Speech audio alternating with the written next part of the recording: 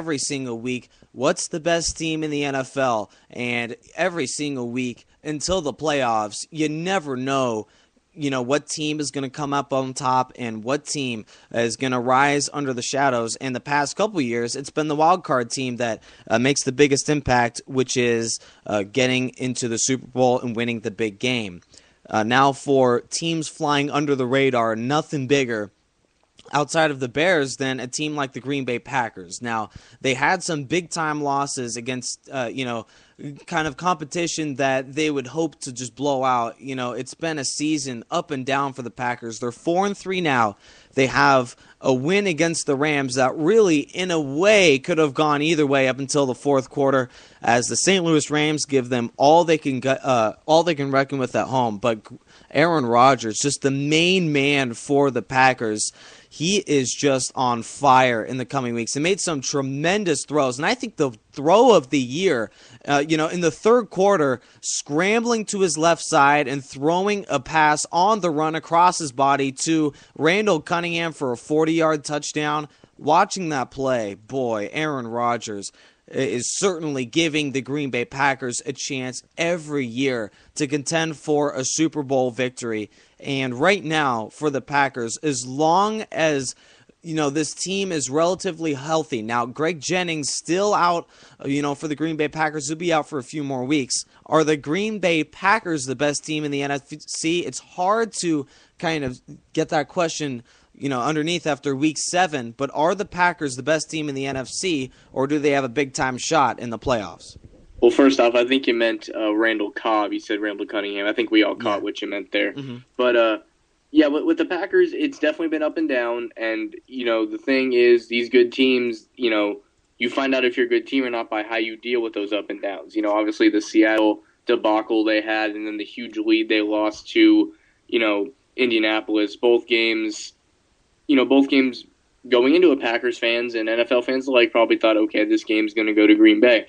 And you look at this St. Louis game. This is actually a game I watched all the way through this weekend. And it was 20-30, but believe me when I tell you guys, it was not that close of a game. The score did not dictate the score of this game. It was 30-13 for almost the entire game, and then the Rams scored a garbage time touchdown, which didn't really matter too much at that point. But I agree, Aaron Rodgers is definitely playing at a high level. Sometimes he plays so well that he almost makes quarterbacking look easy from watching it on the couch. Just the way he's able to do things just makes it look easy, which is how you have a good quarterback. And obviously, they definitely have competition within their own division. Minnesota is playing out of their mind. How long that's going to go, who knows? But as of right now, they're playing better than anyone expected. The Bears, this whole Cutler thing is going to have a huge impact on that. So the Packers have to fight. I think I touched on this a little last week. They're not handed anything anymore. Nobody's afraid of the big bad Packers. They have to play every game as if they're a middle-of-the-pack team and see what comes out of it. They're not handed anything this year. And a lot of skeptics going into this run that the Packers have had, they were 2-3 at one point. What's wrong, Aaron Rodgers? What's wrong with this Packers team? And obviously, this quarterback got sick and tired of those questions. He just went out and balls out in the past 2 games. And obviously, 30 for 37 for 3 TDs and 342 passing in this game against the Rams. He's back on track, partner. And as long as this offensive line and the receivers are healthy and things are going at least somewhat productively in the running game now, this is absolutely ridiculous for the Packers as they are under 2 yards a carry in this game against the Rams. But the Green Bay Packers, as long as they have somewhat of an intimidating running game that they haven't had for the past few years, they can be a team to reckon with. It's the same problem that the Patriots had last year with their running game, as they just were plug and chug. And in the postseason, it somewhat worked for the Packers. Getting to the Super Bowl is the same kind of idea as they, plugged in a running back, and he had a big time couple of games, and they were able to get past that and get to the Super Bowl and win it. The Green Bay Packers, as long as they have some sort of a running game that's somewhat intimidating, they'll be a team to reckon with going deep into the NFC. I mean, this team was 15-1 last year. As long as there's nothing wrong with the Packers. Just short and sweet, nothing wrong with the Packers. As long as they don't pile on a couple more losses, they're 4-3 right now. As long as they are 10-5, 11-6. They will be, 10-6, 11-5. They'll be a team that will be going deep into the playoffs, calling it right now because they're just too talented to go one and done in the playoffs one more year. And they're hungry, partner, and they want to make another run for the Super Bowl as, they have something to prove. Unlike a Super Bowl defending team like the Giants, the Packers have something to prove. They don't want to be one and done in the playoffs either. Obviously, another big-time win against a St. Louis team that isn't as bad as you expect at home. Yeah, like you said, looking at this team, a year or two ago, whatever it was last year, they coasted to a 15-1 record. They had that moment at the year where it's like, well, do you rest up for the playoffs or do you play for that undefeated season? And it never even really looked like they were trying. Now things are obviously different. They lost a few that they should have won, which something, they usually take care of business when it comes to that situation. Their division is better. Detroit, regardless if they win or lose this game, when they play the Packers, they are going to be a team to reckon with. As I've already said, any team in that division could win any game at any given night. No one in that division is a pushover. And do I think they're going to make the playoffs? Absolutely. But things are simply not going to be as easy as they have been for them, and it's just a matter on how they respond to that. The interesting thing over on the Facebook side, NFL Goal Line with Nick and Phil, we had a Facebook question last week at the end of our broadcast, at the very end of that show a week ago. Who is the best team in the NFL? And we had quite a few Falcons answers. We had an answer with the New York Giants and most notably one with the Chicago Bears and none with the Green Bay Packers. Now, this team has flown under the radar, and Aaron Rodgers is sick and tired of is Green Bay, what's wrong with them this year? Is the defense the same as last? And in this game against the Rams, they were facing some big-time injuries. B.J. Raji is out, and just overall, this team, without Sam Shields, wasn't the same, health-wise as it, was at the beginning of the year. But as long as those guys get back and they're healthy, the Packers will be a big-time team to reckon with. And same over in New England in a game against the Jets. The New England Patriots are just one of those teams. As long as Brady is throwing under center and things are doing well on defense, at least somewhat productively, this team will be hard to stop. And right now, even though the Patriots are 4-3, same story as the Green Bay Packers. Not the record you would expect going into Week 8, but the New England Patriots are looking hot. And let's not fail to mention that the Jets, with Rex Ryan, that coach plays historically well against Bill Belichick and the Patriots, and they defensively had a tremendous scheme against the New England Patriots as the receivers were completely shut out of this game.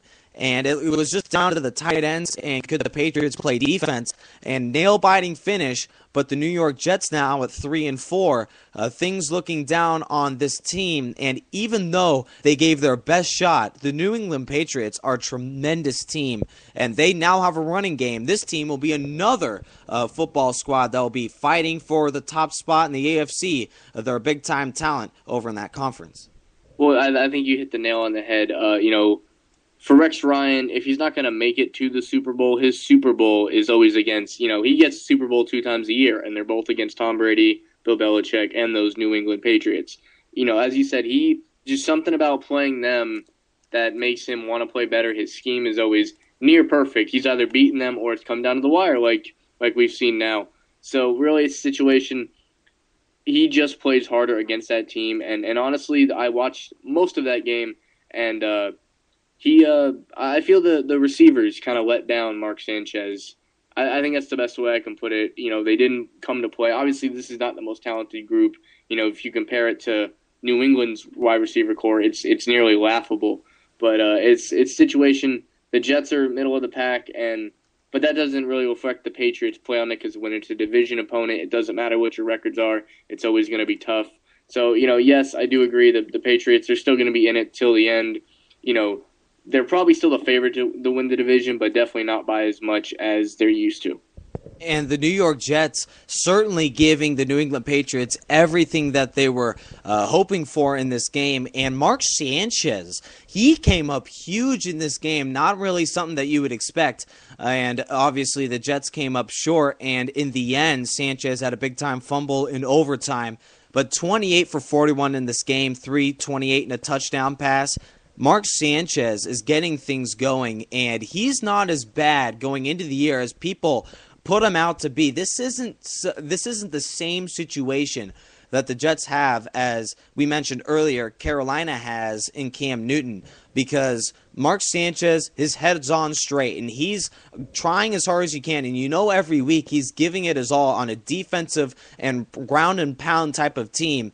As long as the running game gets going, we saw this in the game against the Colts last week, as long as the running game is intact, 4 to 5 yards a carry, the Mark Sanchez can get things going. He ripped up 340 in this game, and right now the New York Jets at 3-4, not the best position you would hope for. They face the Patriots at home the next time that they match up, but the New York Jets giving everything they had in this game. They're 3-4 now.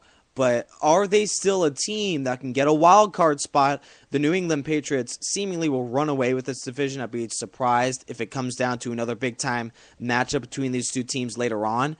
But for the New York Jets, is this team with Mark Sanchez under the helm a playoff caliber team? Or at 3-4, is this team just riding a few quick victories? And is this team going down the pike later on?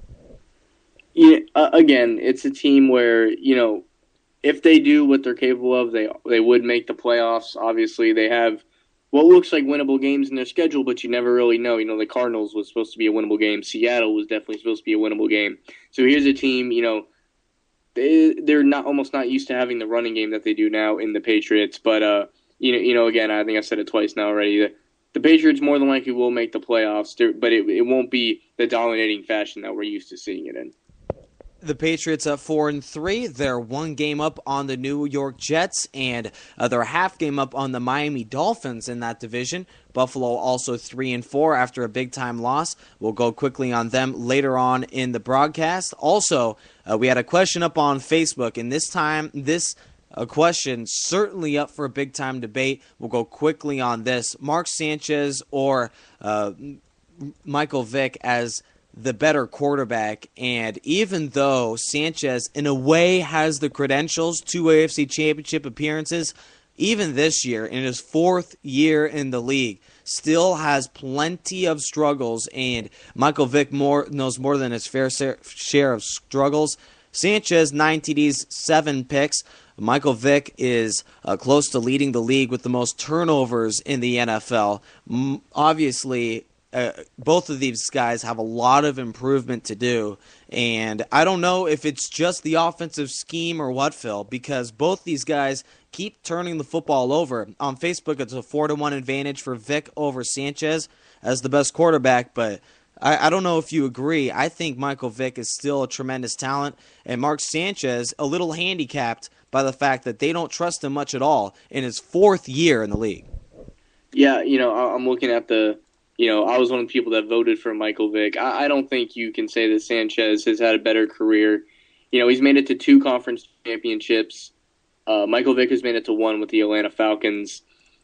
I think if obviously Michael Vick has had a much longer career, but if you just look at his work in Atlanta, don't even look at Philadelphia, just his Atlanta work to what Mark Sanchez has now, you could cut off the past 3 years.